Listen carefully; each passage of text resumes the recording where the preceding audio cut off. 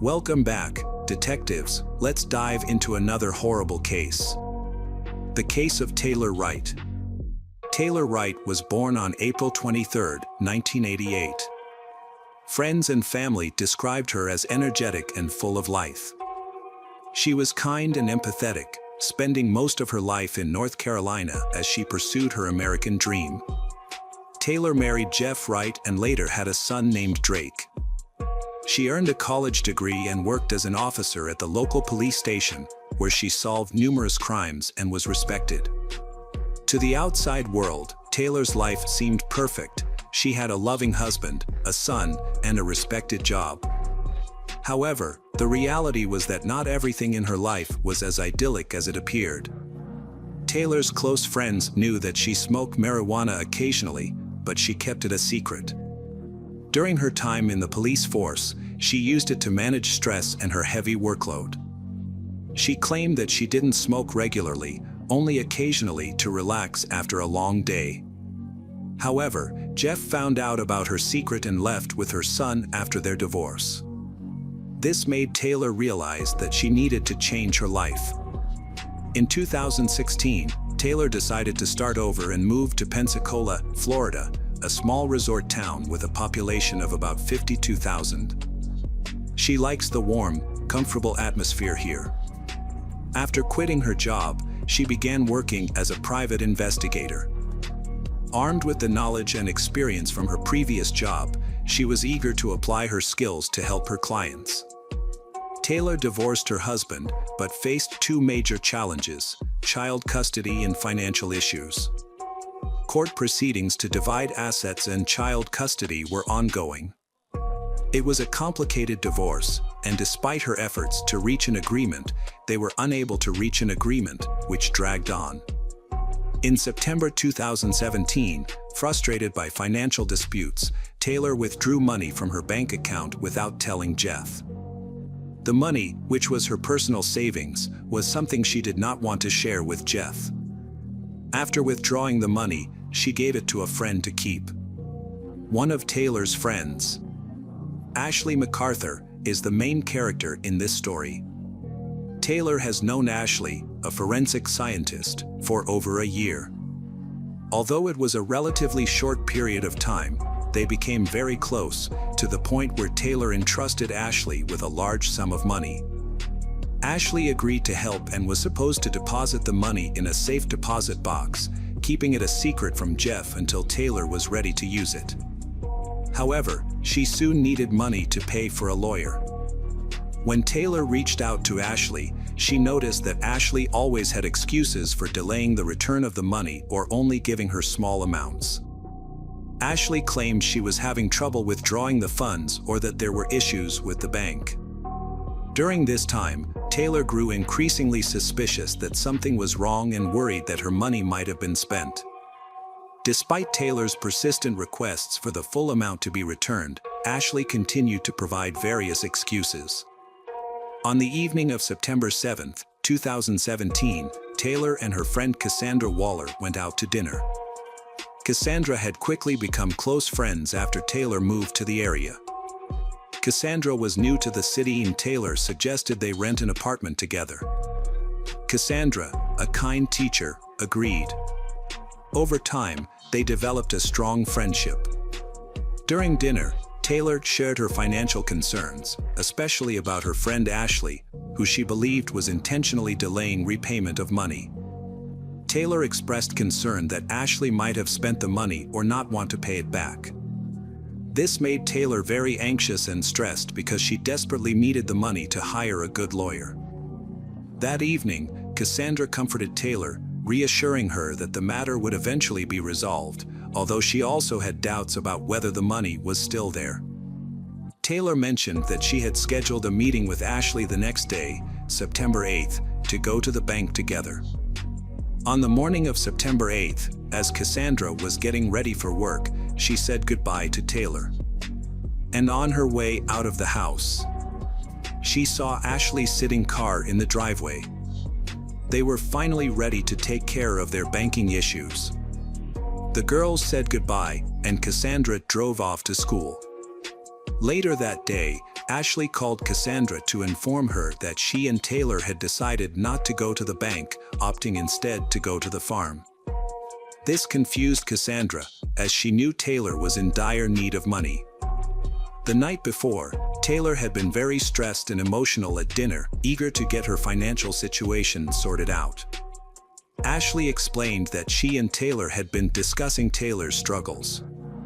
Ashley suggested that horseback riding might help Taylor improve spirit, therefore them to cancel their bank trip and plan an alternative vacation. This explanation seemed strange to Cassandra, but she wished them luck anyway. However, after the call, Cassandra attempted to contact Taylor but received no response to her calls or messages. Later on, Cassandra received a text from Taylor, who said she couldn't talk at the moment but would call back later. Taylor explained that she was feeling uncertain and depressed due to her divorce and the changes in her life, and that she was going out of town for a few days. Cassandra believed her and decided to give her friend some space.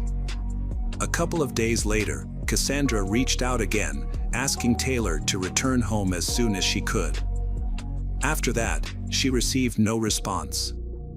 As the days passed, Cassandra tried to contact Taylor several times, but Taylor continued to ignore her calls and texts, even though some of the messages were marked as read. Taylor did not return home, and all of her belongings were still intact, which made Cassandra increasingly worried about her friend's safety. Cassandra wanted to see Taylor to make sure she was okay. Their neighbor said that Taylor had used drugs in the past and that she could become withdrawn during difficult times. With the difficulties Taylor was having, Cassandra was worried that she might relapse. Cassandra was feeling anxious. A week had gone by with no news, and waiting seemed pointless. Concerned, her reached out to the police. She told the officers that something was off, as Taylor was behaving unusually and had completely disappeared without explanation. In their shared apartment, there were numerous personal items belonging to Taylor that she would have taken if she had moved. There was no valid reason for her to ignore her friend's calls. Until now, Taylor had never done anything like this. After hearing Cassandra's story, the police took note of the unusual aspects of the case. The police focused on the time frame of her disappearance. Naturally, they interviewed Cassandra first, since she lived in the same house as Taylor and had a close relationship with her. Meanwhile, searches were conducted in the apartment that Cassandra shared with Taylor. In the apartment, the police found Taylor's identification, some cash, and an unloaded revolver. Cassandra explained that they kept weapons in the house for self-defense, but they had never used them. There was nothing else suspicious found, but it was evident that Taylor could not have left for an extended period without her documents, money, and belongings.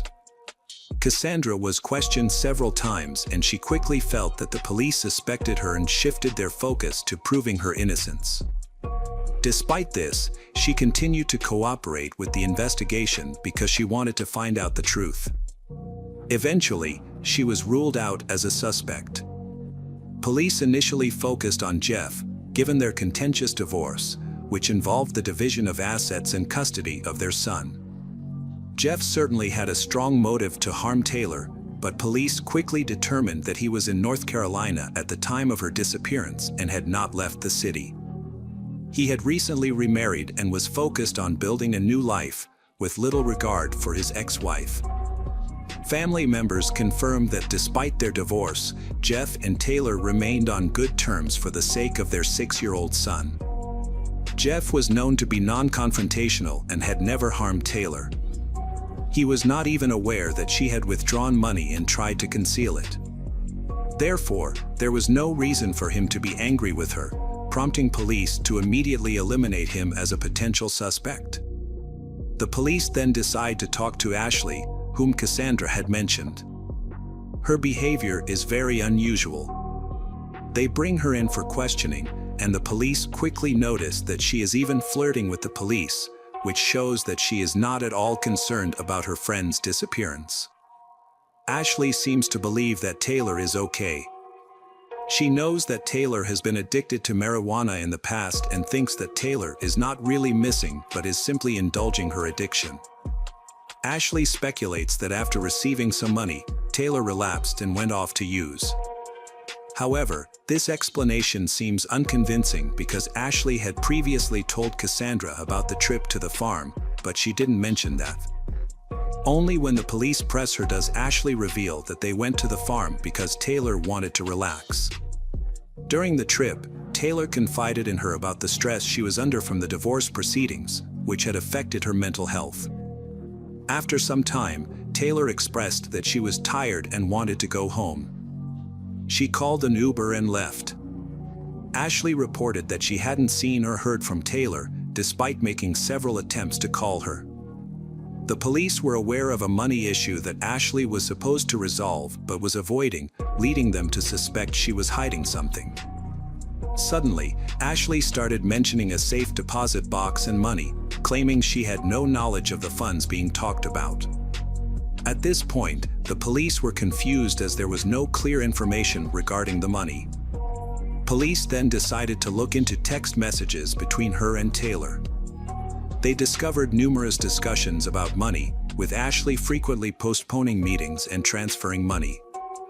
In the text messages, they talked about going to the bank on September 8th to withdraw money. Police requested footage from cameras near Taylor's home. After reviewing the videos, they found the women near Taylor's apartment, which matched Cassandra's earlier account. Ashley was in a car in front of the house when Cassandra left. Taylor then left the house and left with Ashley.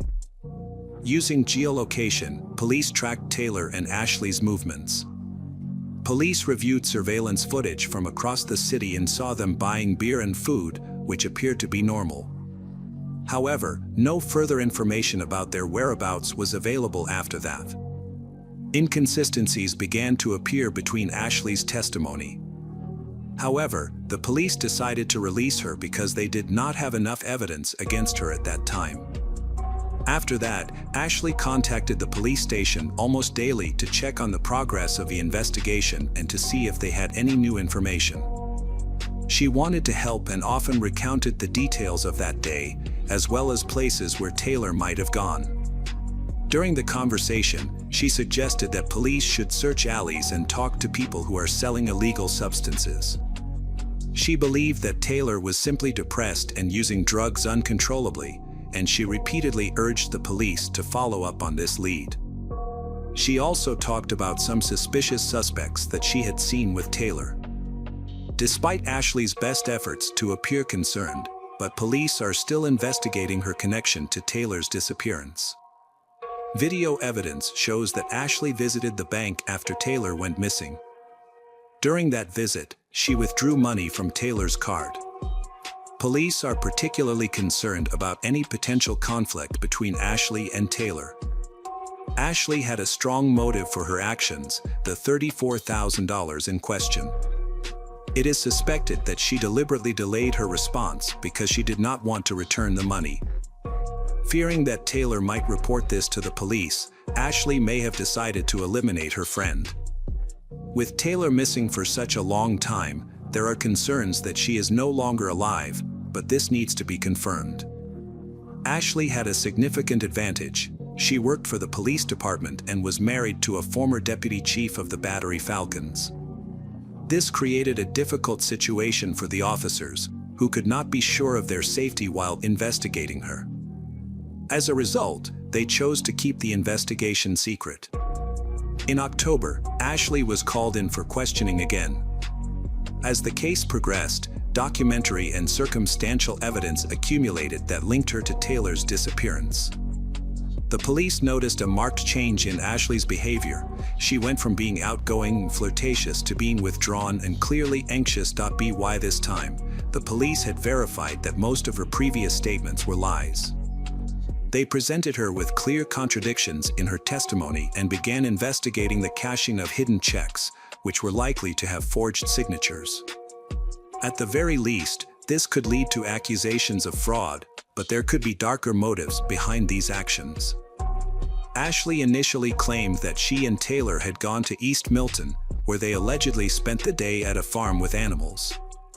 They were last seen on surveillance footage at 11:45 a.m., which was the only footage of Taylor alive during her initial interview.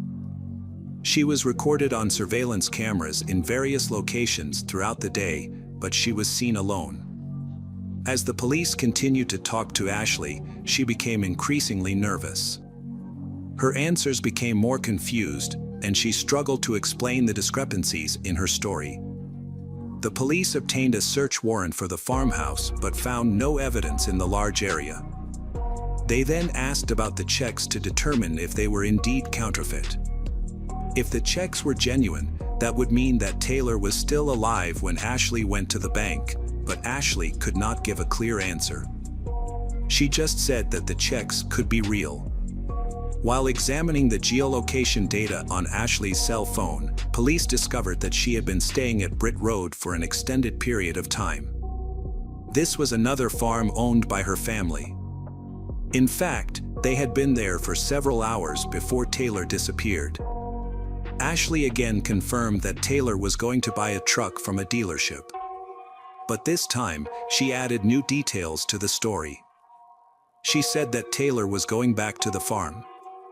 Ashley had not mentioned these details in her earlier statements, claiming that Taylor had asked her to keep the incident private. Ashley believed that Taylor was still alive and would come back, so she did not want to harm her reputation in front of the police. However, she lied multiple times, leading the police to lose trust in her. The police were very interested in the Ashley family farm in Britt Road. It was a large, isolated area that would have been a fit place to commit the crime and cover it up. During their questioning, the police noted another strange aspect of Ashley's behavior: why she did not contact the police immediately when Taylor promised to return but did not show up. It was clear that Taylor was in trouble and needed help. Although Ashley tried to show concern to the police, she made no effort to find Taylor. Why did she wait until she was called in for questioning to show concern? These questions remain unanswered, but the police believe that Ashley was withholding important information. After her trip to the farm with Taylor, Ashley frequently called the police station to check on the investigation into her friend's disappearance, especially after her initial interview. She was anxious to know if she was being considered a suspect. After her conversation with the police, Ashley realized that she was the prime suspect in the case. She decided to ask for a lawyer, which ended her visit to the police station. On the morning of October 19, 2017, Ashley returned home. That afternoon, police obtained a search warrant for the farm where she and Taylor had been staying. Specially trained dogs were deployed in the search, and within 2 hours, they discovered a suspicious burial site. It was a small pit that appeared to have been recently dug and had been covered with concrete. A human skull was found in a shallow grave, along with other remains that had been hastily buried in the dirt and construction debris. The victim died from a gunshot wound to the head. Due to the advanced state of decomposition, the body could not be identified at the scene. However, based on clothing and jewelry, it is believed that it was Taylor. An autopsy confirmed that the body was Taylor Wright, 30. The identification was completed using dental records and DNA analysis. Ashley was arrested that evening, October 19, 2018, and charged with premeditated murder. Ashley's defense attorney believed in her innocence, but the abundance of circumstantial evidence made it challenging to convince the jury of her non-involvement in the crime. The attorney focused on Ashley's psychological profile, portraying her as sweet, pretty, and a police officer, which seemed inconsistent with being a violent criminal. Friends and family described Ashley as quiet, modest, and incapable of murder, especially when considering her physical attributes. In contrast, Taylor was physically stronger, leading the prosecution to question the defense's arguments. The lawyer developed his strategy based on the fact that the police lacked direct evidence to prove Ashley's guilt. There was no murder weapon, no witnesses, and no DNA linking Ashley to the body. This made it difficult for the prosecutor's office to connect Ashley to the crime. One witness was the victim's ex-husband, Jeff. He stated that he reached out to Ashley a few days after his Taylor went missing, trying to locate her to address some matters related to their marriage and divorce. Jeff contacted Ashley via social media. She claimed that the last time she saw Taylor was when she was exchanging money. She expressed concern about whether Taylor had arrived safely.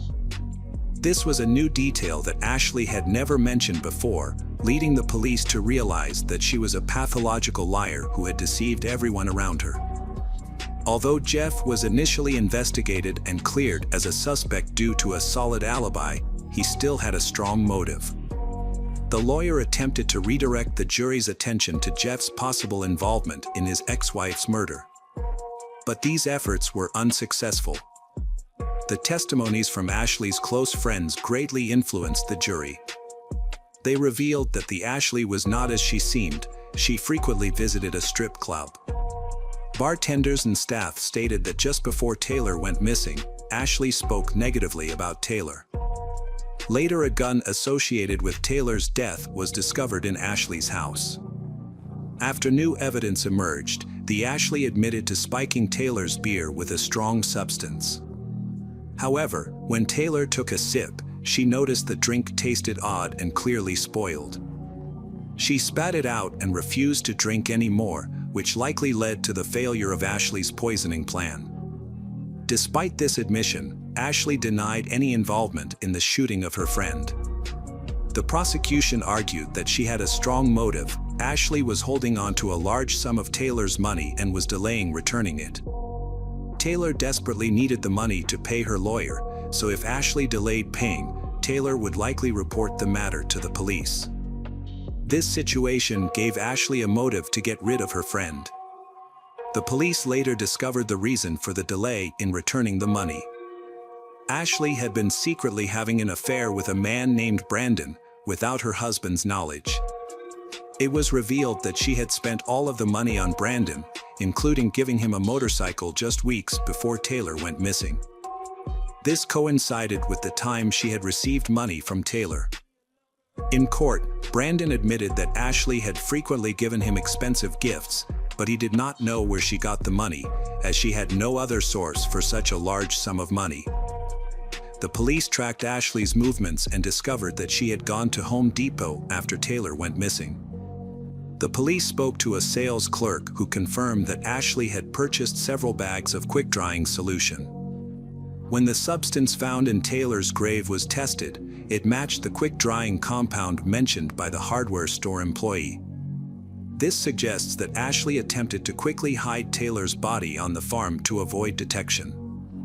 However, Ashley's attorney argued that she was not physically able to carry the heavy bags, dig the grave, and move Taylor's body. The jury then deliberated for about 4 hours and found Ashley MacArthur guilty of first-degree murder. She was sentenced to life in prison, eligible for parole after 25 years. She also served an additional 7 years for fraud related to Taylor Wright's finances. Hello, crime enthusiasts, are you ready for another chilling investigation? The case of William Lewis Reese. On May 16, 1997, 19-year-old Sandra Sapout stopped at a gas station in Webster, Texas to make a phone call from a pay phone. After making the call, she got back in her car and started driving, but soon discovered that her tire was flat. Sandra was forced to stop and was considering her options when a man in a white truck, who had been following her, stopped to offer help. The man appeared to be a kind stranger, and Sandra accepted his offer and got into his truck. The man restrained Sandra inside the truck and bound her wrists, then continued driving along Interstate 45. Sandra was terrified at this point and discovered that the truck doors were unlocked. Despite being pregnant, she was forced to jump out of the truck to escape her attacker. Unfortunately, he grabbed her, causing her to be dragged for several miles on the sidewalk. She eventually escaped, but was seriously injured. Sandra was taken to a nearby hospital, where the police were contacted. She described her attacker, but due to her trauma, she was unable to recall important details. That was not enough to arrest the attacker. With no other clues to the attacker's identity, the police decided to hypnotize Sandra. A few months later, while under hypnosis, she recalled important details, including the truck's license plate. The license plate led to a man named William Reese. William Lewis Reese was born on July 1, 1959, in Oklahoma. He was one of 13 siblings. As a child, he lived in the cities of Yukon and Anadarko. Due to his parents' difficult financial situation, he was forced to drop out of school in the 9th grade and work as a farm laborer. William married Judy Flaming in 1979 after she became pregnant. William joined the Oklahoma National Guard, but his time in the Guard was short-lived.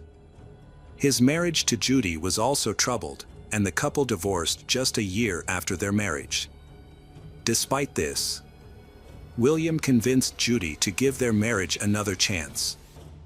They remarried and had a second child, but their reunion did not last long.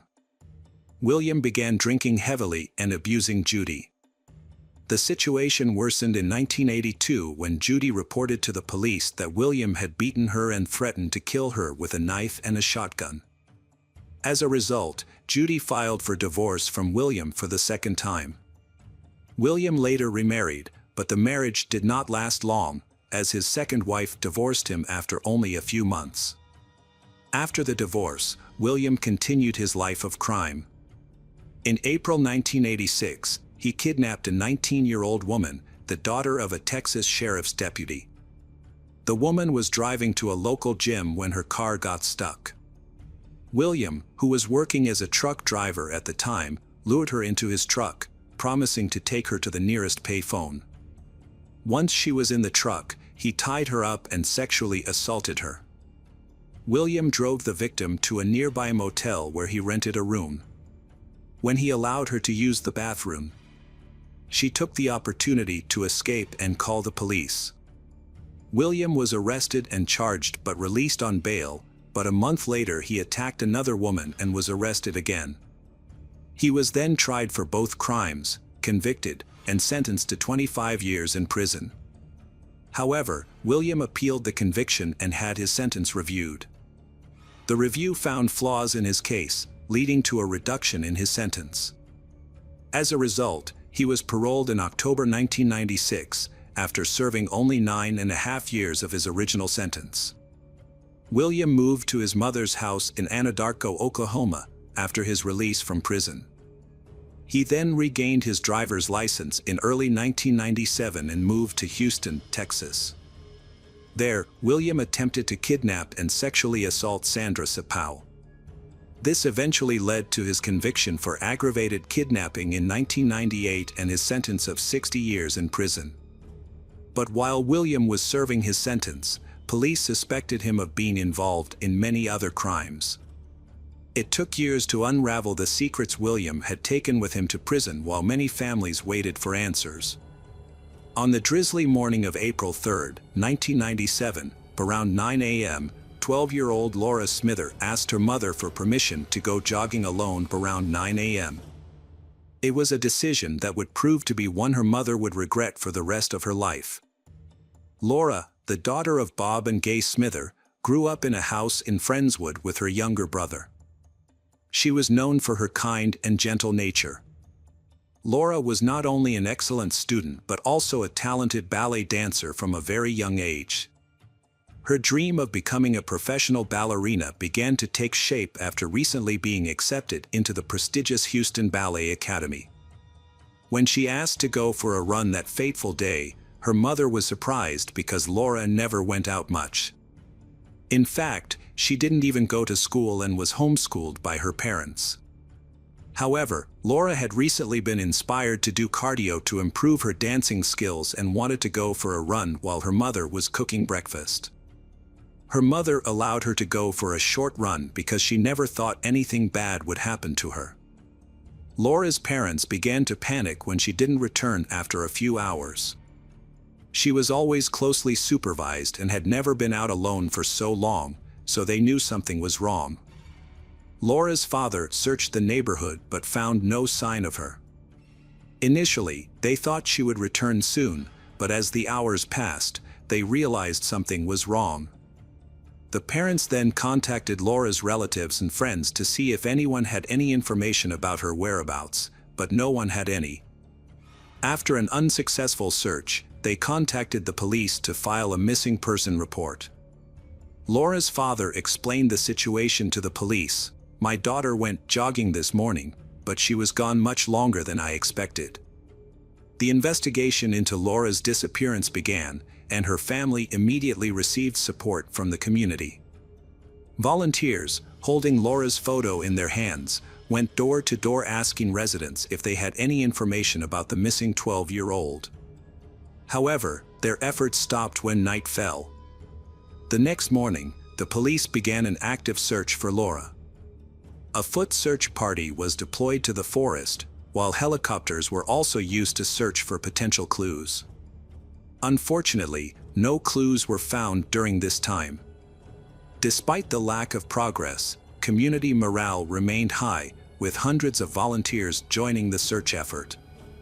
The search continued for a week, with 6,000 volunteers involved.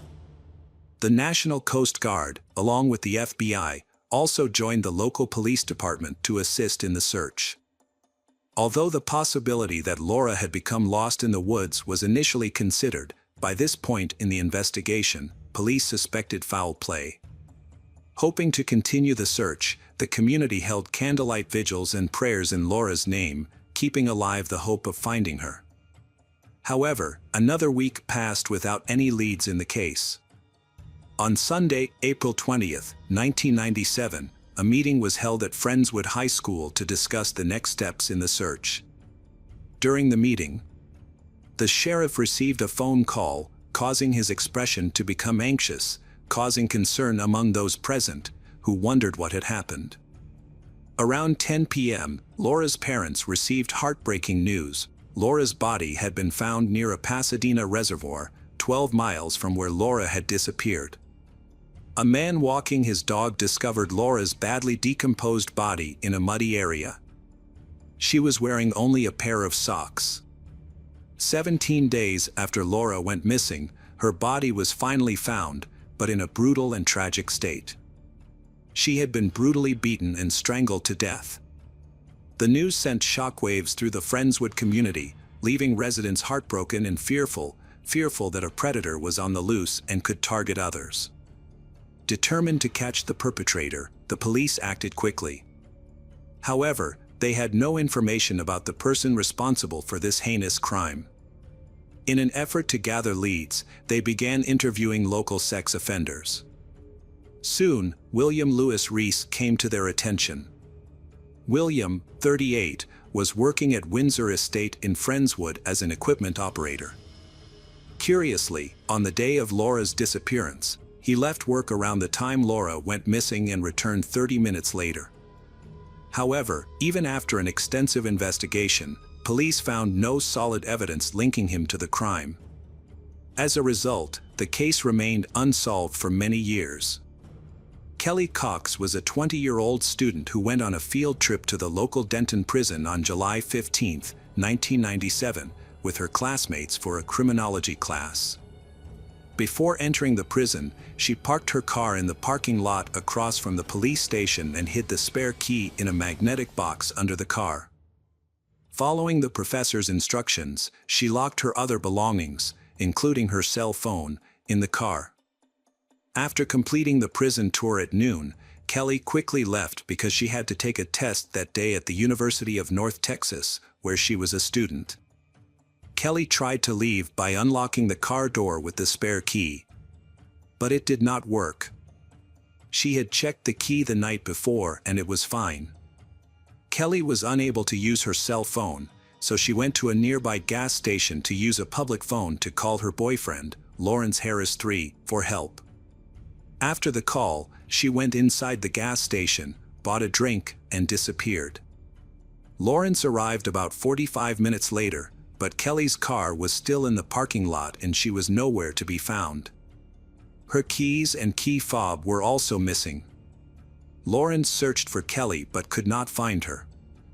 He then called Kelly's mother to check if she had returned home, but she had not. At the time, the situation seemed suspicious, but Kelly's family decided to wait a little longer to see if she returned. However, their concerns grew as time went on. By 5:30 p.m., they believed something was wrong. This was the time Kelly was supposed to pick up her 19-month-old daughter, Alexis, from her babysitter. Knowing Kelly was a responsible mother, they realized that it was unusual for her to miss this appointment or not arrange for someone else to pick up Alexis. After the missing persons report was filed, police immediately began searching for Kelly. As is standard procedure in missing persons cases, they began questioning those closest to her. The first person they looked at was her boyfriend, Lawrence, but he was cleared as a suspect after passing 4 polygraph tests. A subsequent tip led them to another suspect, William Lewis Reese, who was also a suspect in the Laura Smither case. Although William did not live in Denton at the time of Kelly's disappearance, a gas station receipt placed him in the area on the same day Kelly went missing. Given William's history as a sex offender, he became a priority suspect, prompting police to search his car for any sign of Kelly, specifically her fingerprints. However, no fingerprints were found, leaving police with no further evidence linking William to Kelly's disappearance. With no leads, no witnesses, and no surveillance footage, the case quickly went cold and remained so for years to come. Kelly's disappearance was difficult for her mother and stepfather, as they had to raise Alexis on their own. As the years passed, Kelly never returned to her daughter, but following in her mother's footsteps, Alexis continued to attend the same college as Kelly, holding out hope that her mother would one day return. Over the years, Kelly's loved ones continued to share her story and circulate her photo, never giving up hope that she would return home. Unfortunately, their wishes have yet to come true. Jessica Kane, a 17-year-old high school student, was reported missing by her mother on August 17, 1997. At approximately 1:30 a.m. that morning, Jessica had left a cast party at Bennigan's on Bay Avenue Boulevard after a concert in Dickinson, Texas. The party was attended by her friends from the show. When her mother found out that Jessica had not returned home, she began calling the friends who had been with her that night. They confirmed that Jessica had left the party but had not returned home. Born on August 28, 1979, Jessica was known for her cheerful personality, love of sports and passion for drama, and was captain of the drill team at O'Connell High School in Galveston, Texas. Jessica's parents immediately became concerned that something had happened to her. When her father went to look for her, he discovered her car parked near the Lomark exit off the highway with her valuables still inside.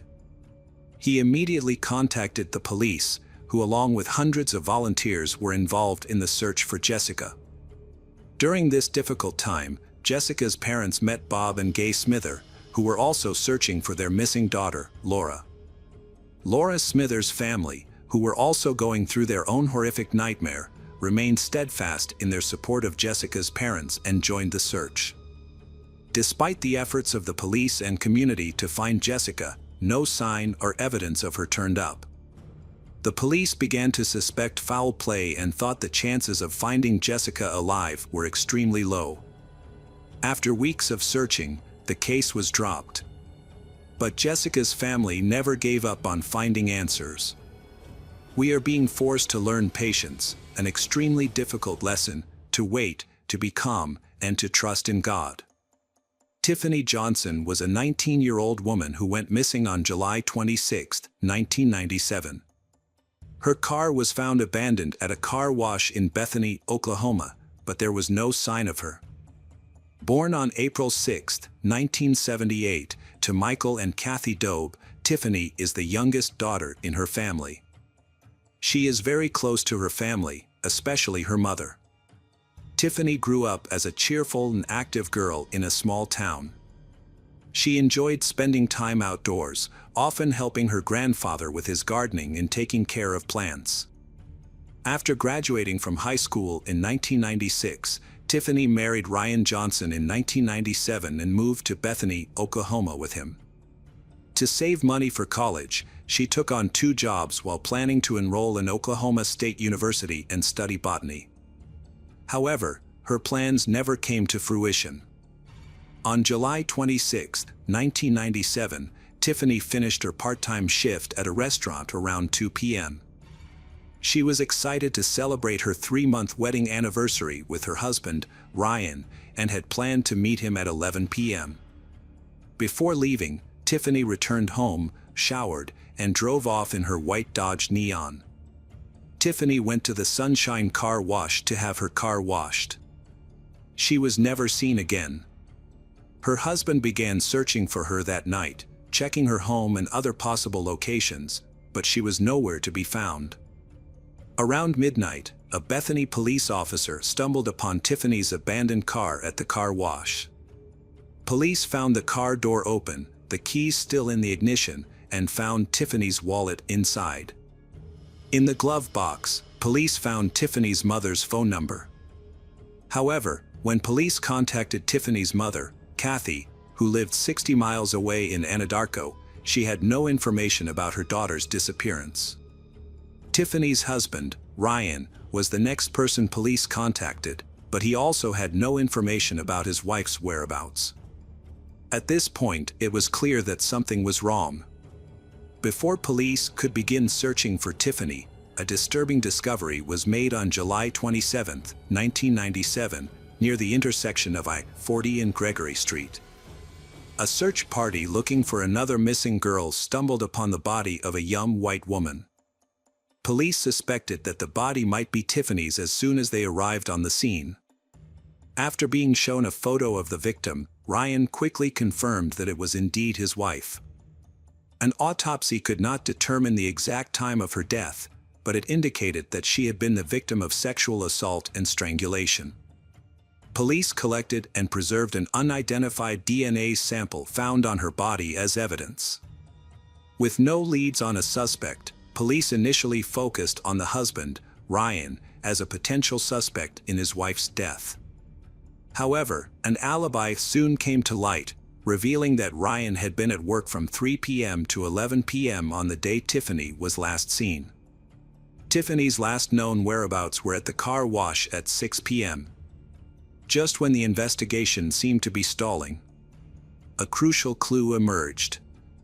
It was revealed that Tiffany's cause of death involved sexual assault, as well as severe head and shoulder trauma. The car wash owner soon contacted the police, reporting that a suspicious person, matching the description of a man wanted for kidnapping in Texas a few months earlier, had been seen at the car wash on the same day Tiffany went missing. That man was none other than William Lewis Reese. His mother was a close friend of Tiffany's mother, and William even called Tiffany's mother, Kathy, after her daughter's death to offer his condolences. However, William was able to evade justice for a while, as the police investigation into Tiffany's murder failed to produce any evidence implicating him. Years later, in 2015, police made a significant breakthrough in the case thanks to advances in DNA technology. A DNA sample collected during Tiffany's autopsy was retested and matched a profile in a national database, known as CODIS, linking William to the crime. William was then charged in Oklahoma City with Tiffany's 1997 kidnapping and murder. Just as his trial was about to begin, William suddenly confessed to other crimes in an attempt to negotiate a deal with the prosecution. William had eluded police for nearly 19 years, despite having a serious criminal history, including armed kidnapping. Police suspected him of murdering Laura Smither and of being involved in the disappearances of Jessica Kane and Kelly Cox. To confirm their suspicions, they showed him photos of the 3 victims.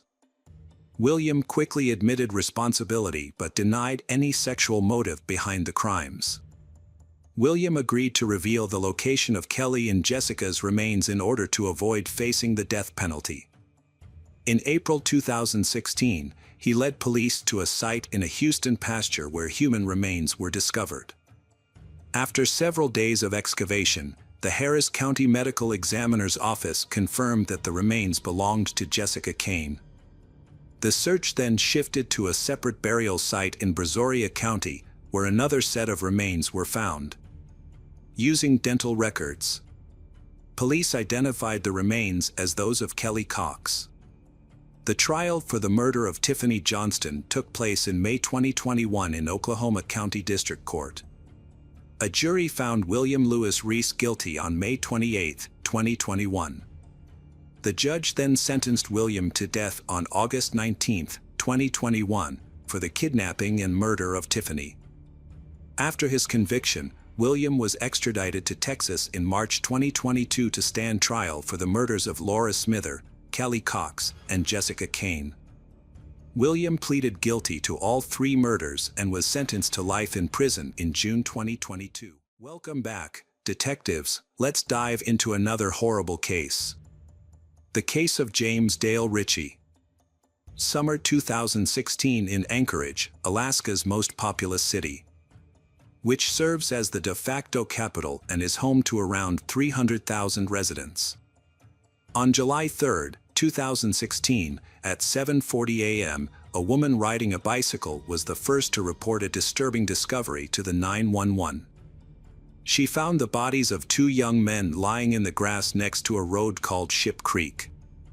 From their clothing, it appeared that they were a young man and woman with severe head injuries and a large amount of blood around them, leading people to assume that they were dead. The cyclist quickly realized that something terrible had happened to these people and immediately called for help. Sadly, when paramedics and police arrived, the victims were beyond help, having died shortly before they were discovered, as evidenced by the warmth remaining in their bodies. It was clear that their deaths were the result of a violent attack. Autopsies confirmed that they had been shot in the chest and head. Police identified the deceased as Jason Nett, 41, and Brianna Foys, 20, through their identification cards. Brianna was born in 1996 and had a difficult childhood, which led to her and her sister being placed in a refugee camp. However, their lives changed for the better when Brianna was 5 years old. Marcella Foy's family adopted them, creating a family with other children. Brianna suffered from attachment disorder, which made it difficult for her to form emotional bonds with her caregivers. This led to trust issues and challenges adapting to new situations, as well as problems interacting with others socially. Despite these obstacles, however, Brianna was an energetic, outgoing young woman with a strong passion for music, especially Broadway shows. She had a talent for singing and often shared short videos of her performances. However, behind her positive exterior and love of life, Brianna faced many difficulties. Her adoptive mother, Marcella, revealed that Brianna's developmental issues hindered her ability to make good choices, especially when it came to the people she chose to spend time with and the situations she found herself in. As a result, she fell into the wrong crowd. This led her to experiment with psychoactive substances and develop a substance abuse problem. Her foster mother, Marcella, tried to help Brianna by encouraging her to seek help and treatment. However, by the time Brianna turned 18, she was an adult and free to make her own decisions, even if they were not in her best interests. Unfortunately, Brianna chose to prioritize her independence and decided to go it alone, resisting her mother's efforts to guide her down a better path. She became homeless again due to family rules and her financial situation. However, she maintained a close relationship with her mother and temporarily stayed in homeless shelters. Jason Nett, another victim of the incident, also had a hard time getting his life together. With his kind and helpful nature and love of nature and animals, he was well liked by everyone. Unfortunately, Jason struggled with drug addiction and had several run-ins with the law. His unemployment further complicated his life, leaving him unable to provide child support for his 2 daughters. In the summer of 2016, he found temporary shelter at a landfill in Anchorage near the Ship Creek Bike Trail, where both he and Brianna were eventually found dead. Despite their age difference, Jason and Brianna formed a strong friendship after a long period of homelessness. Jason became a protector in Brianna's life, especially since she was a child. He tried to protect her from harm, but unfortunately, he was unable to do so, as tragic circumstances led to both of them being shot and killed near a trail. Upon arriving, the police's first action was to thoroughly inspect the victims and the crime scene. They quickly observed that there were no shell casings near the victims, leading them to deduce that the killer may have used a revolver, a type of gun known for its ability to retain the shell casing inside the chamber when fired. Additionally, a bullet was discovered near where Jason and Brianna lay, indicating that the shooter had aimed at the couple but missed, instead hitting a nearby wooden fence. The bullet was seized as evidence and sent for forensic examination. Expert analysis confirmed the initial theory that a revolver had been used and even identified the exact model. It was discovered that the gun was a CT Python 357, a high-precision 6-shot revolver, known for its responsive trigger and exceptional accuracy, making it a top choice in its class. This model is also relatively hard to find. As police continued their investigation, they decided to interview the key witness who had initially contacted emergency services about the gruesome discovery. Her account added a strange twist to the case. She said that the discovery of Brianna and Jason's bodies was no accident. She had been led to them by a mysterious stranger. She detailed to the police that during her morning bike ride across the bridge, a man had nonchalantly informed her of the bodies of 2 people lying on the trail below, and warned her to be aware of her surroundings before proceeding. Prompted by the stranger's mysterious instructions, she ventured down the trail, where she found the victims and then contacted emergency services. The police were particularly intrigued by this stranger. He did not report the bodies himself, and his strangely calm demeanor made it seem as though he was warning of a minor inconvenience rather than a deadly tragedy. This strange encounter led the police to speculate that he may have been involved in the murders of the 2 victims. Unfortunately, the witness was unable to give a detailed description of the man, as she was more focused on the horrific scene before her than on the person who had directed her there. She could not recall any specific features, clothing, or identifying characteristics of this man. Police reviewed nearby surveillance footage, hoping to find clues. They focused on cameras in the industrial park near Ship Creek, since the trail itself does not have cameras. After reviewing footage from around the time of the emergency call, they found a man on the trail just before the incident. Unfortunately, the man was walking away from the camera, so his face could not be seen. The footage only provided a general description of him. He was wearing blue pants, possibly a hoodie or a hat, a jacket, and a backpack. The only clear detail was his height. However, the information was still too limited to draw any concrete conclusions, so police continued to search by. Police released the footage, hoping that someone might be able to identify him based on his clothing. Their primary goal was to identify the stranger and investigate further to see if he had any connection to the crime. However, the man did not come forward, and although the police received some information about his possible identity, none of it led to any concrete results, and the investigation was eventually dropped.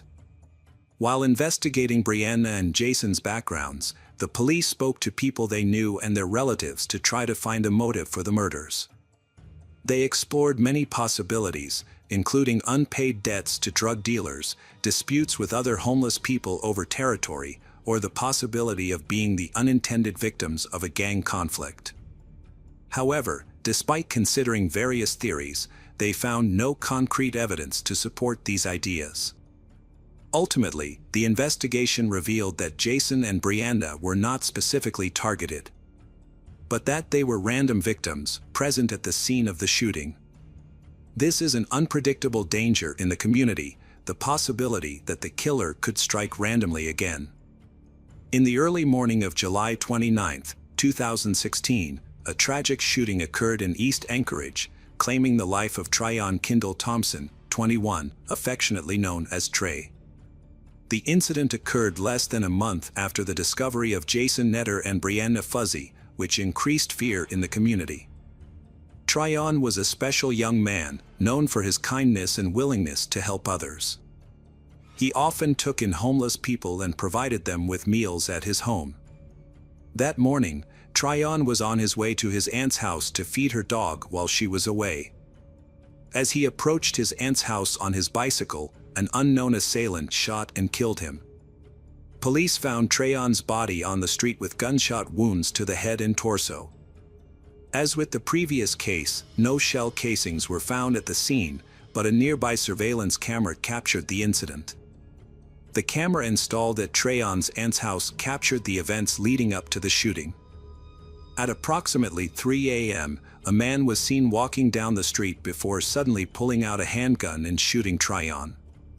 In the footage, it is shown that after Tryon collapsed, the attacker calmly walked up to him, put the pistol in his pocket, took Tryon's bike and rode off into the night.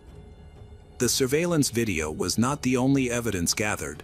The incident was also witnessed by two young girls who stayed up late, passionately telling scary stories by the window of a nearby house. At first, they became concerned when they noticed a tall figure lurking in the street. Then their attention turned to another figure further down the street. Tryon, just before the fatal shot rang out. After momentarily averting their gaze, they looked back to witness the tragic aftermath. Trey lying motionless on the ground and the assailant making a slow escape on the bicycle past their vantage point. The girls who witnessed the incident provided police with a detailed description of the shooter. They described him as an older man with some distinctive features: wavy shoulder-length hair, heavy boots, a baseball cap, and a camouflage jacket. He was notably tall. After reviewing surveillance footage, experts estimated the shooter to be about 6 feet 2 inches tall, possibly taller. Based on the girls' accounts, a composite sketch of the suspect was created and released to the public, along with a photo of the stolen bicycle. Police warned the community to remain vigilant. Police quickly found a connection between Tryon's murder and the previous murders on Ship Creek Trail. Deepening the mystery, as Tryon, like Brianna and Jason, had no apparent enemies or known reason to be targeted, raising the disturbing possibility of random acts of killing. A thorough forensic investigation confirmed that the same weapon was used in all 3 murders, suggesting that a serial killer was present in Anchorage. As the case unfolded, public reaction to the composite sketch generated a series of leads. Tryon's mother, Minnie Primo, was determined to find her son's killer. She actively shared the sketch of the suspect and gathered information about the attacker. This led her to a crucial discovery. She saw a cyclist who matched Tryon's stolen bike on the night of his murder. The person was heading toward a local shelter, a remote area that houses temporary shelters for people without stable housing. Realizing the importance of this discovery, many immediately notified the police. A patrol unit was dispatched to the shelter, where they found the bicycle and took it in for further investigation. Nearby, hidden in a tree hollow, they also discovered a gun. After speaking with residents of the shelter, police quickly identified the owner of both the bicycle and the pistol. The suspect was then taken to the police station for questioning. However, as police continued to speak with the man, they began to doubt whether they had the right person. Further investigation revealed that the homeless man was a former New York Police Department officer. However, surveillance footage of the suspect showed him holding the pistol with one hand, while police are trained to hold their guns with both hands. This discrepancy makes the homeless man unlikely to be the perpetrator. Additionally, the pistol found in the tree was a different model than the Colt Python .357 used in the 3 previous cases. A closer look at the bicycle revealed that it bore only a slight resemblance to the one stolen from Tryon. Based on these findings, the homeless man was eliminated as a suspect, extinguishing initial hopes of a lead in the case. A month after Trayon's death, Anchorage police were alerted to another homicide in the same area. On the night of August 28, 2016, a woman walking through Moon Valley Park called 911 when she discovered the body of a young man, later identified as 34-year-old Kevin Turner. Kevin was homeless, like Brianna and Jason. Sadly, Kevin suffered from schizophrenia and bipolar disorder, and he had sought out a facility that focused on mental health care but had not found one that met his needs. And now his life was tragically cut short. Kevin was found sitting on a picnic bench in the park with his head resting on a table, holding a pair of socks. His shoes had been removed and placed next to him, suggesting he may have been shot while wearing socks. It appears he did not notice the attacker, as there was no indication that he had attempted to hide from the gunfire. Nearby, police discovered a second victim, Bryant DeHassan, 25, a local environmental activist, who was out cycling at night. Bryant's body was found not far from where Kevin had been in the park. Police discovered that shell casings had disappeared from the scene, similar to the previous two incidents. The bullets that killed Bryant and Kevin were fired from the same Colt Python .3576 shotgun. This led police to believe that the same person was responsible for all three attacks, bringing the total number of victims to 5. Despite this breakthrough, however, police were still unable to identify or track down the suspect. After the third attack, Anchorage police warned residents of a serial killer on the loose, advising them to be vigilant and stay away from public parks and bike paths, especially at night. The attacker targeted victims at random, without any prior planning or specifics, leaving everyone feeling threatened. As a result, the community was plunged into fear. To aid the investigation, police offered a $10,000 reward for information leading to the arrest of the killer. Despite receiving numerous tips, the investigation has not made significant progress. The situation took a major turn in November 2016 when a completely separate incident accidentally led police to a suspect. On November 12, 2016, at approximately 4:30 a.m., Officer Unsolved of the Anchorage Police Department was patrolling downtown. He received a call about a nearby incident. A taxi driver had reported that a passenger had run away without paying his fare nearby. Officer Unsolved decided to search the area on the deserted streets before dawn for fare evaders. Unsolved saw a man walking on the sidewalk and wanted to know if he had seen anything unusual. From inside his car, Unsolved asked the man to stop, but the man did not listen to him and continued walking. This was recorded on the patrol car's dashboard camera. Despite Unsolved's repeated orders to stop, the man refused. Unsolved then used the car's loudspeaker to give the order again. A moment later, the man turned around and walked toward Unsolved's car. Instead of speaking, the man suddenly attacked Unsolved, pulled a pistol from his clothes, and fired at the police. Unsolved got out of the car and returned fire. Nearby, Sergeant Mark Patuk intervened to help his colleague, also shooting at the attacker. Unsolved was hit 4 times, suffering serious injuries to his bones, liver, and intestines. Despite his serious injuries, Unsolved survived the attack and was rushed to the hospital for emergency treatment. He underwent a 7-hour surgery to treat his injuries. However, the perpetrator did not survive, dying from a fatal gunshot wound to the skull and was pronounced dead at the scene. It was only after the man died that police, who had been investigating a series of recent crimes in Anchorage, discovered a connection between the man and their prime suspect. They analyzed footage from the police car's dashboard camera and compared it to footage from other cameras from previous incidents. Their investigation revealed that the stranger fit the profile of the serial killer, a tall man wearing a baseball cap and camouflage jacket, who fired his gun with only one hand.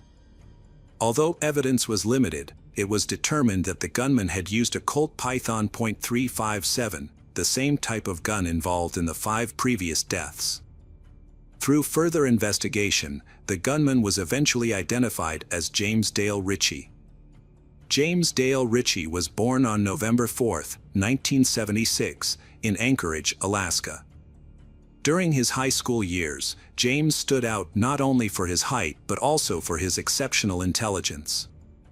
He played football and basketball, showing that he had the potential to pursue a professional sports career. After graduating in 1994, James' impressive talent attracted the attention of the West Virginia University football team, leading to his recruitment. He initially attended college for 1 semester but then dropped out to pursue a different path. Upon returning to Anchorage, James' life began to decline. He became addicted to drugs and became involved in a variety of illegal activities, including burglary and drug trafficking. James' involvement in these activities led to numerous arrests and a notable conviction in 2005 for burglary and attempted kidnapping, in which he used zip ties and 2 handguns. After 2 years in custody, James returned to Anchorage, where he may have purchased his Colt Python .357 revolver. In 2013, Ritchie relocated to his parents' home in the quaint Virginia town of Broadway. Even his mother expressed fear of him, describing him as a potential danger. She was convinced that her son's fate was either a lifetime in prison or a violent death.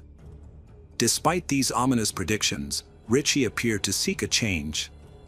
He started to prepare for an associate's degree at a nearby college and attended classes. James was reportedly amiable to his neighbors, began relationships, and even experienced love. Nevertheless, Ritchie's later choices led him to a grim series of violent offenses culminating in his death during an encounter with law enforcement. Ritchie seemed to be realigning his life, yet this phase was short-lived. His romantic relationship concluded in a manner far removed from what he had hoped, causing deep distress for both individuals involved. Struggling to manage his feelings, Ritchie made his way back to Anchorage in March 2016.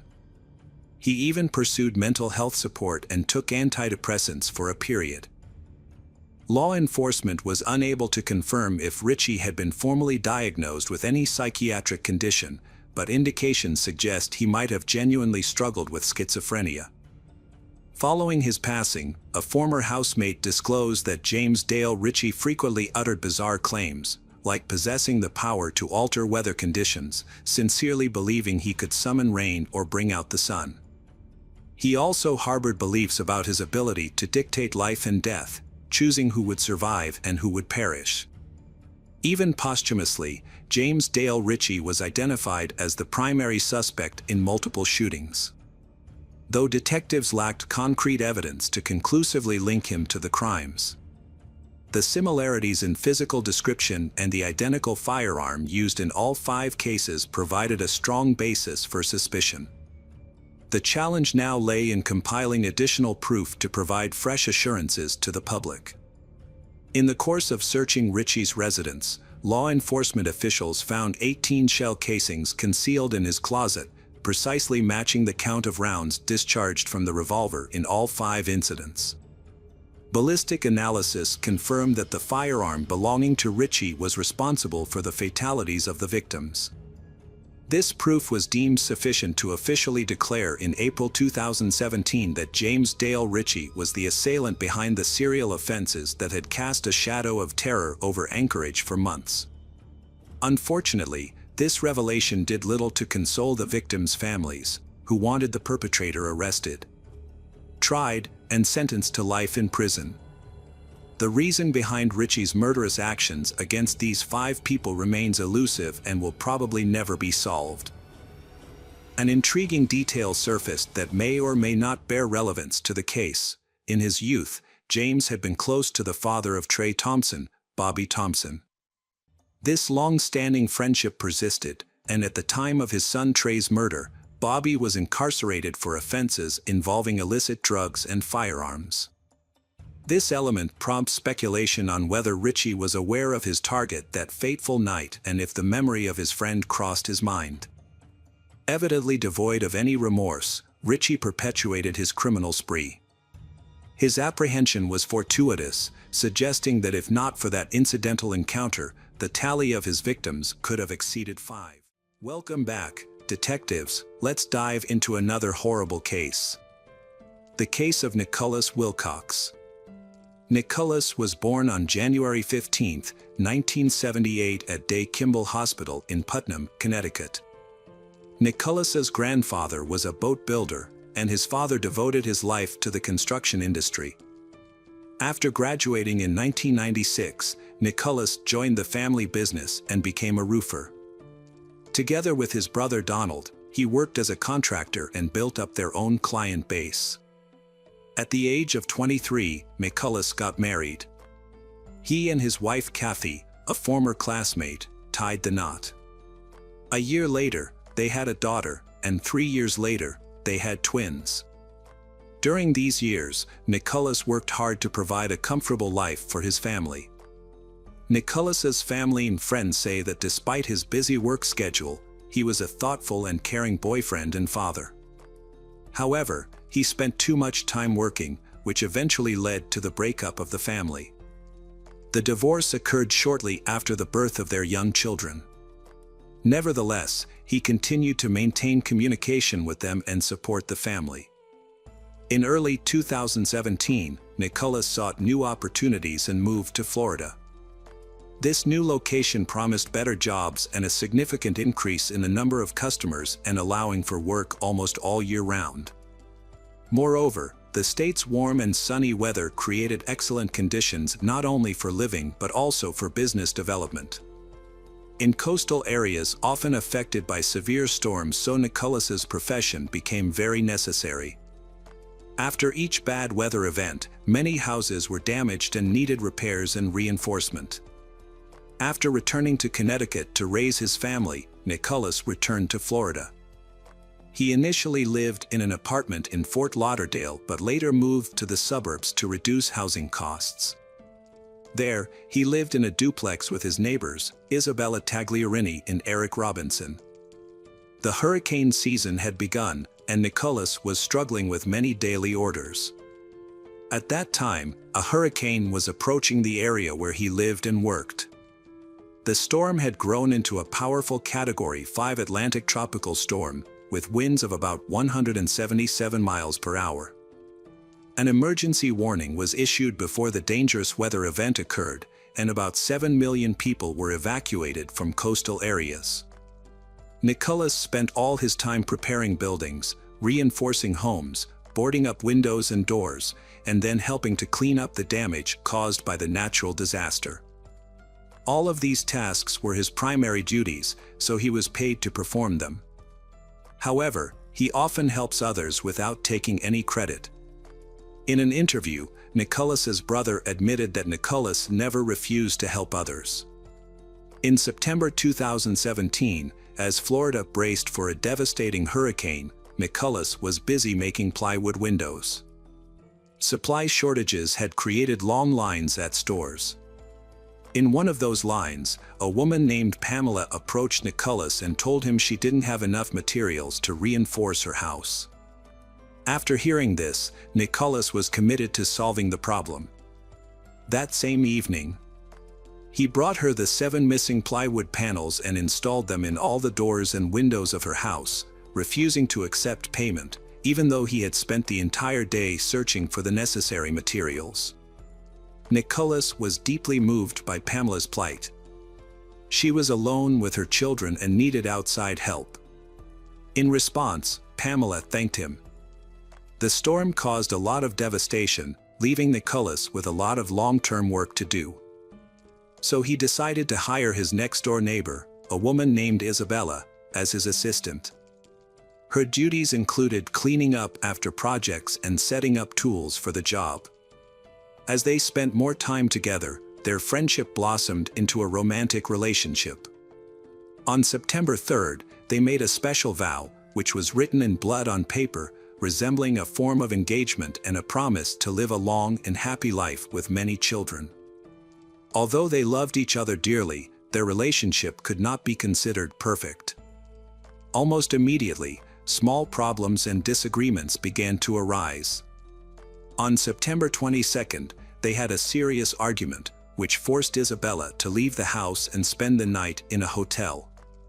However, by the next morning, they had resolved their disagreement and reconciled. Isabella expressed that she felt a lack of attention and respect from Nicholas, while Nicholas believed that Isabella had exaggerated the problems. On October 5, 2017, on the riverbank in the suburbs of Fort Lauderdale, Florida, USA, a horrific incident occurred. Law enforcement officers discovered the body of a man wrapped in a tarp and tightly bound with a belt on both sides. The body was found at the bottom of a trash bin behind a local supermarket.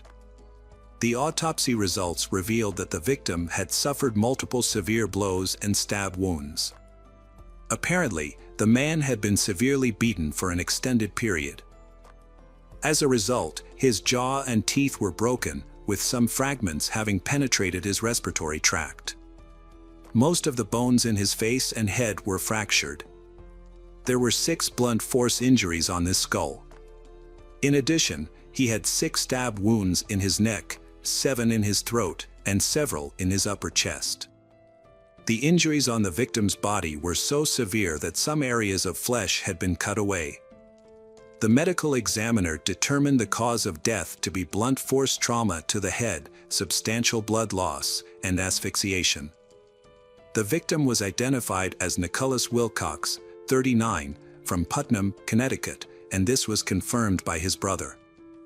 Several people have come under suspicion in the investigation into Nicholas' death, including his girlfriend, Isabella Tagliarini, and her ex-boyfriend, Eric Robinson. Both were Nicholas' neighbors in the duplex apartment where he had moved. The house was designed for 2 families, with separate living spaces, each with its own yard and entrance, a common type of property in Florida. Eric, the first tenant, sublet the vacant units, and Isabella, 38, was the first person he invited. She was from Brazil, where she worked as a flight attendant for a national airline. In 2010, she divorced and immigrated to the United States with her children. She successfully married an American, which helped her obtain her dream green card. However, that marriage lasted only until 2016, as their feelings gradually faded, leading to their separation.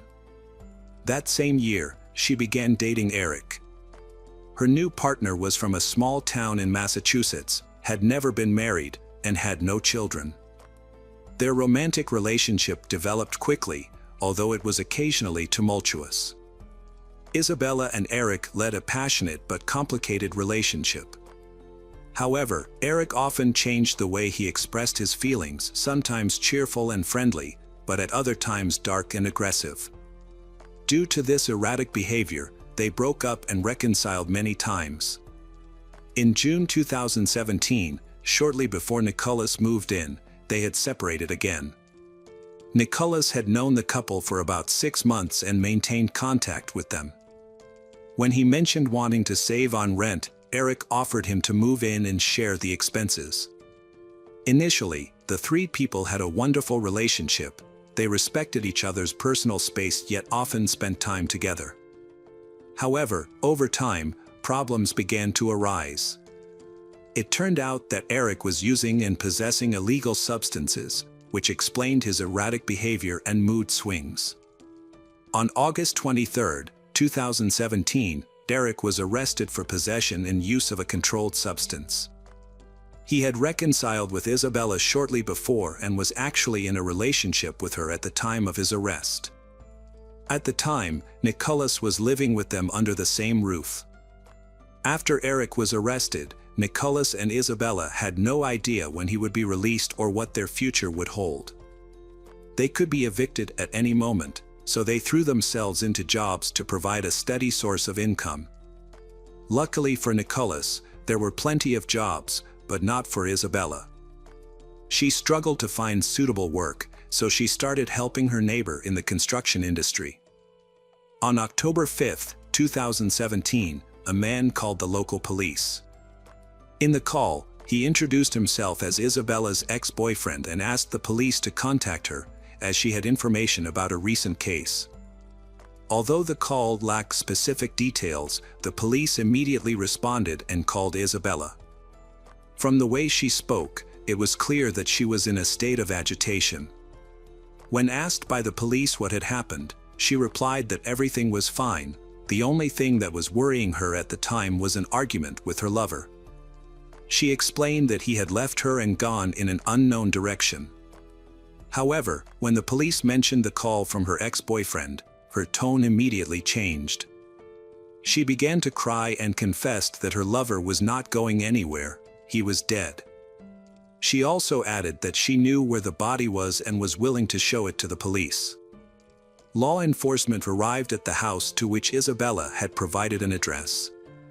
The house had boarded up windows and doors, apparently in preparation for an upcoming storm. Inside, there was a strong smell of cleaning products and paint, indicating that the place had been recently cleaned. In one of the bedrooms, detectives noticed that the walls and floors had been hastily and roughly painted. This might have been done to hide something rather than for routine renovations. Their suspicions were confirmed when they discovered hydrogen peroxide containers and small bloodstains on the bedding and nightstands. It was clear that someone had replaced the old mattress and tried to clean the area, but the blood was still evident everywhere. Police suspected that this was the scene of a violent crime that Isabella had attempted to clean up but was too late to fully erase. During the conversation, she explained that she had been under the influence of sedatives during the phone call, which accounted for her unusual behavior. The mentally unstable woman was taken to the police station. At this point, the police contacted her ex-boyfriend, who provided some information about the incident. According to him, she had called him and told him about the case. According to her first testimony, around 2 a.m. on October 5th, a man had come to the duplex, then found Nicholas and her sleeping. He became angry when he saw Nicholas in the bedroom. He woke Isabella by holding a knife to her neck to prevent her from screaming. At that time, she saw Nicholas lying next to her, apparently having difficulty breathing. However, masked man would not let her see any further and pushed her out of the room. Masked man then used brass knuckles and a baseball bat to beat the defenseless Nicholas. After the beating, masked man wrapped the body in a tarp and secured it with a belt. Under threat from masked man, she helped him dispose of the body. Detectives did not understand why Isabella called her ex-boyfriend instead of calling the police. Isabella explained that she felt confused and needed support and advice. According to her, the criminal had asked her to clean up and erase all traces. The criminal then returned the phone he had taken earlier and left. Isabella's confession raised suspicions and needed to be re-examined. In addition, injuries such as bruises and scratches on Isabella's body, which she claimed were caused by masked man after Nicholas' death, were also noted. Officers began their investigation by searching for Eric. They located his hiding place. Medical examiners and forensic pathologists were also present at the scene to conduct necessary investigations. He was released from prison on October 3rd and is currently living at a different address. During this time, he met and began living with a new woman named Merida. On the night of October 5th, Merida stated that her boyfriend received a phone call and immediately left. He returned home around 5 a.m., quickly packed his belongings, and left without explaining why. When asked if she noticed any blood on her boyfriend's clothing, Merida said she did not see anything suspicious. Eric was found around 8 p.m., 4 miles from the home. He refused to cooperate with the investigation and was subsequently detained for further questioning. During the interrogation, Eric provided an account that differed from Isabella's version of events. According to Eric, Isabella contacted him on the night of October 5th, even though she had been forbidden from contacting him immediately after his arrest. Eric also claimed that Isabella admitted to him that she had attacked Nicholas while under the influence of drugs, leading to Nicholas's death. After regaining consciousness, Isabella realized she could not solve the problem on her own and asked for help. In return, Isabella promised Eric that they would get back together and restart their relationship. Because Eric still had strong feelings for her, he agreed to these terms. The investigation revealed that Isabella is not as innocent as previously believed. In fact, she has come to the attention of police on several occasions in the past. On September 22, Nicholas and Isabella had a heated argument that extended beyond their room. Under the influence of Xanax and other drugs, Isabella became upset and destroyed some of Nicholas's belongings. Worse, she also damaged Nicholas's car. As a result, Nicholas felt compelled to contact the police regarding this incident. Isabella had an explosive personality and a hot temper, which made Nicholas fear for his life. However, they reconciled the next morning, and Nicholas withdrew the complaint. Investigators then spoke with Eric, who described Isabella as having an explosive personality and a hot temper. He also noted that Nicholas had warned her during their argument, threatening to contact immigration services if such incidents occurred again. Nicholas warned her that he would make a damaging remark that could severely affect her future. For Isabella, the opportunity to live in the United States was extremely important, so the fear of deportation was terrifying. It is possible that during another argument, Isabella might react violently and feel threatened. Her desire to remain in the United States may have motivated the crime. Detectives did not want to rely solely on existing statements. So they began interviewing people close to those involved. A key witness was Nicholas and Isabella's neighbor. The neighbor's window overlooked the courtyard of the duplex. Neighbors testified that they saw Eric arrive in his car on the night of the incident. Eric then took some tools and trash bags before driving away. The investigation into the case against Isabella yielded substantial evidence. She was summoned for questioning again on October 11th. At that time, she had not been arrested and had voluntarily come to the police station. Based on video surveillance footage, detectives determined that on that fateful night, she personally transported Nicholas's body and disposed of it in the trash. Throughout the process, she acted calmly and methodically, showing no signs of fear or agitation. She met Eric that night but remained relaxed and friendly. During further questioning, Isabella's story changed. Isabella claimed that Eric had threatened to kill her and her children, saying that she was forced to kill Nicholas. However, investigators remained cautious in their conclusions. They found the histories of both Eric and Isabella suspicious. Eric had a troubled past with the law, having come to the attention of the police in 2001 primarily for drug possession and distribution. At the same time, Isabella had many reasons to be concerned about him. In August 2016, he committed aggravated assault against a woman. In June 2017, he was arrested for strangulation and for drug possession that same year.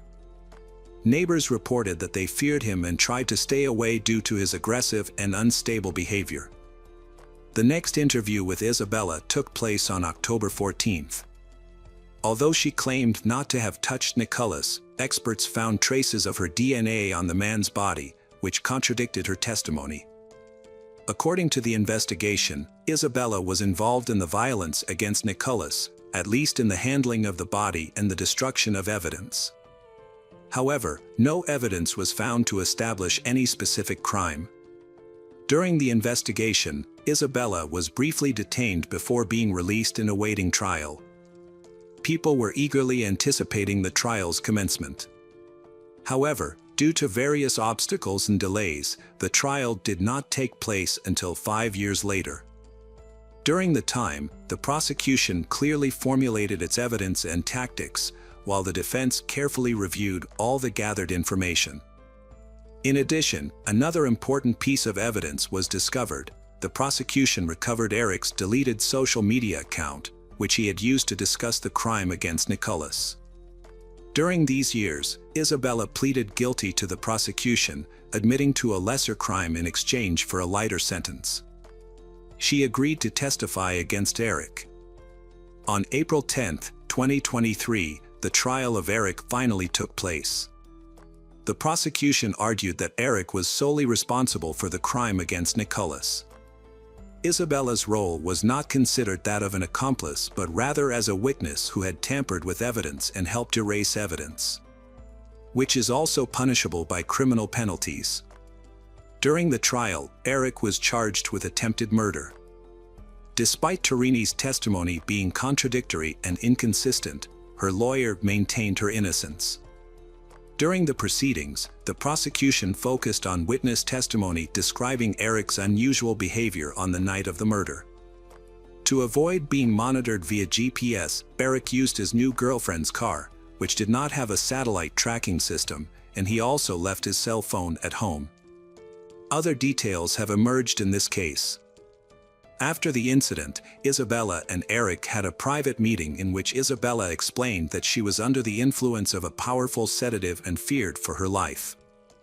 After reviewing the evidence, it became clear that jealousy led to Nicholas's brutal and senseless murder. Although Isabella claimed she had ended the relationship, Eric still considered her his girlfriend. After his release, the defendant returned home, but the changes that had occurred during that time had made him even angrier and more hateful. During this period, he plotted revenge against his rival. He carried out a cold-blooded attack when the couple was most vulnerable while they were sleeping. His first attack resulted in the death of Nicholas. He then attempted to destroy the evidence by scattering it in various locations. The murder weapon was found in a dumpster, and Nicholas's body was wrapped in a tarp and hidden in a trash can. Isabella then painted over the blood splattered on the wall and cleaned up the area. Throughout these actions, Eric was in contact with Isabella and directed her actions. Ultimately, Eric, 51, was sentenced to life in prison without the possibility of parole for second-degree murder. Isabella was convicted of assisting a criminal, but threats and coercion were considered mitigating factors, so she received a suspended sentence until 2026. It is noteworthy that Isabella was willing to do anything to obtain U.S. citizenship. It was revealed that 10 days after Eric was detained, he and Isabella signed another pledge in which Eric promised to marry Isabella. But he did not fulfill that promise. She is preparing to marry him right after he resolves his relationship with her ex. It seems that she does not care much about whom she marries, as long as she can maintain her U.S. citizenship. Isabella's main purpose in having relationships with men is to use them for her own benefit. In many ways, these men are all predisposed to marry. It is clear that U.S. citizenship is her top concern, even if it comes at a high price. Hi everyone, thanks for returning. Let's unravel another perplexing mystery. The case of Michelle Davis. Michelle Davis was born on December 15, 1966. She lived in Des Moines. In 2008, Michelle, 41-year-old, lived in Des Moines and had 3 children. Those who knew Michelle described her as friendly, adventurous, and passionate about motorcycles. As a secretary at a trucking company, she earned respect and authority at work. Her divorce was almost finalized, marking a big change in her life. Then, Michelle had moved into her own apartment and obtained a restraining order against her husband, Randy Davis. The months leading up to their divorce were strained for the family. On Thursday, September 11, 2008, Michelle was working at her job. Her colleagues noticed that after divorce to her husband, she seemed unusually carefree, as if a long-standing burden had been lifted off her shoulders. She was in high spirits and left the office around 4:30 p.m. after completing her tasks.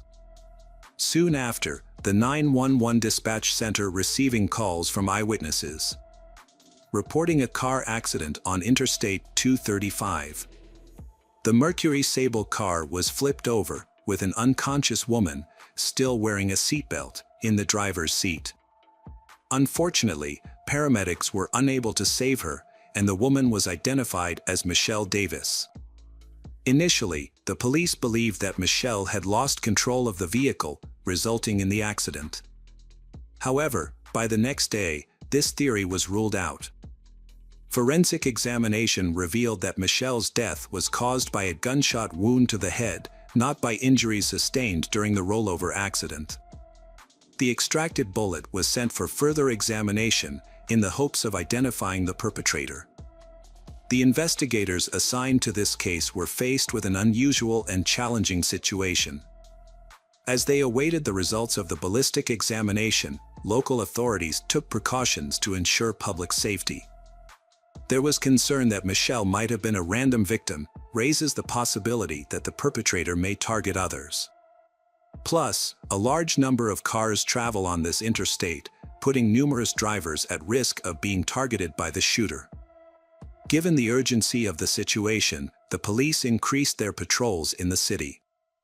Once it was confirmed that Michelle's death was not an accident, detectives went to the crime scene to collect evidence. Unfortunately, they didn't find any leads, including the cartridge case or other evidence. The initial assumption that Michelle's death was a car accident led to traffic services clearing the site, which likely destroyed any potential evidence. However, detectives didn't give up. They decided to review traffic camera recordings, which have helped solve numerous cases in the past. By analyzing the available footage, the investigators looked for the camera closest to the crime scene. After reviewing the footage for half an hour, found the relevant clip. The video showed Michelle's car overturning, but the quality was poor due to choppy and intermittent images, making it difficult to determine what happened. Despite managing to obtain a few relevant images, but the investigators were unable to find conclusive evidence of the incident leading to the rollover. The investigators faced a great difficulty, as they were sure that they held an important clue that would help solve the case, but in the end it turned out to be a false clue. The police were left with no choice but to continue scrutinizing the remaining camera footage and search for eyewitnesses. While a team of investigators carefully examined footage from traffic cameras, the lead investigator on Michelle Davis's case paid a visit to her family to share some news. It had been initially assumed that Michelle's death was an accident, however, but in reality that is not the case. The revelation that Michelle was, in fact, a victim of a crime left her family stunned. This tragic news was particularly devastating for Michelle's father, Lee Costner. His wife, Michelle's mother Patty, had passed away before their daughter. Lee Costner had already experienced the loss of a child once before.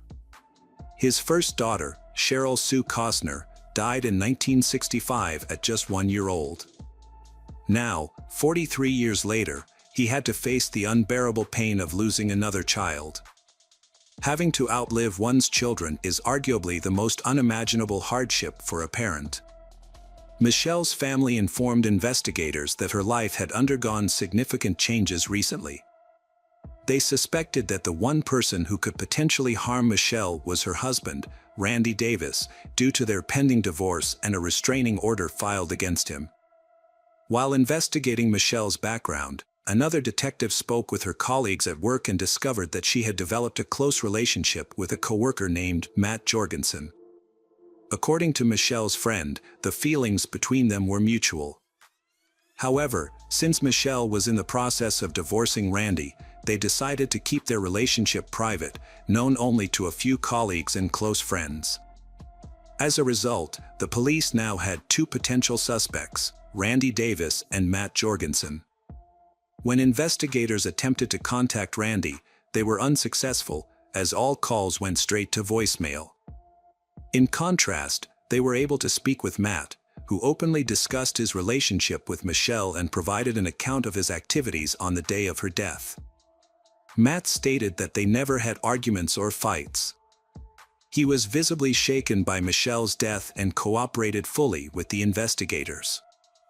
After verifying his alibi, the police eliminated him as a suspect. The ballistic examination results revealed that the crime was committed with a .22 caliber rifle at close range. Given that the incident occurred on the interstate, police believe the shooter was most likely driving another vehicle, next to Michelle's, at the same time. A new lead emerged when the police received a call from Michelle's insurance company, stating that her brother Todd was filing a claim for the life insurance payout. This raised suspicions, as insurance-related murders are not uncommon.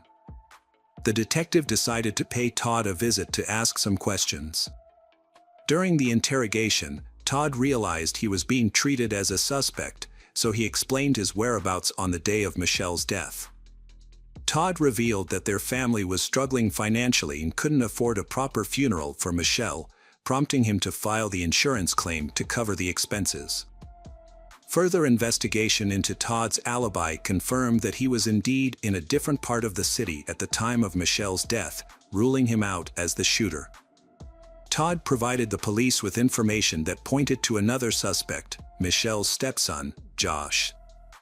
At the time of the incident, Josh was an adult who had recently returned from serving in the Marines. As someone familiar with handling weapons, Josh became a person of interest in the investigation. The police began to explore motives that could have driven Josh to commit this crime. In another development, a witness came forward with a crucial tip. A woman who was driving on Interstate 235 around the same time as Michelle's accident reported seeing a red pickup truck. Likely a Ford F-150, with a driver behaving erratically. The driver, described as in white, man wearing a baseball cap, was swerving from lane to lane. It feels like he's chasing someone. Although the description was limited, the investigators deemed this new information significant and proceeded to investigate further. The investigation into Michelle's death led detectives to review footage from traffic cameras, focusing on the presence of a red pickup truck. A woman had tipped off the police about a suspicious red truck, and indeed, the footage showed this vehicle following Michelle from her workplace. Although the footage quality was poor, preventing identification of the driver and license plates, further review of recordings from other cameras confirmed the truck was tailing Michelle along her route. This strongly suggested that the killer was likely targeting Michelle specifically. Detectives soon discovered that Michelle's husband, Randy Davis, was the owner of a red pickup truck. They immediately visited his residence but found him not at home. However, his son Josh, a Marine with professional knowledge of firearms, was at home. Josh stated Randy had spent the day of Michelle's death shopping with his sister, returned home, and spent the evening watching TV. He also revealed that Michelle's divorce from Randy had been complex, particularly due to her demand for half the value of their house. Additionally, Josh mentioned that his father had come home around 5:30 p.m. that evening. Josh's account of incident did not seem believable, and the conversation with Josh revealed that he had a possible motive for the crime. When his father and Michelle divorce, she will receive a portion of the estate, which makes him unhappy. However, these were just suspicions, and without concrete evidence, there was not enough to warrant an arrest or charges. As Michelle's family made funeral arrangements, the police continued searching for leads. They investigated shops and gas stations along the route between Michelle's workplace and where she died, to gather additional camera surveillance footage. Near Michelle's workplace, a store provided another crucial piece of footage. The surveillance camera inside the store also captured part of the parking lot. On September 11, 2008, the day of Michelle's death, a red pickup truck parked at the store's entrance around 4 p.m. The police identified the truck as Randy's vehicle, but since Josh also used it, they needed to determine who was driving it that day. The footage showed the driver exit the truck, enter the store, and then disappear from view temporarily, then reappearing to make a purchase and leave.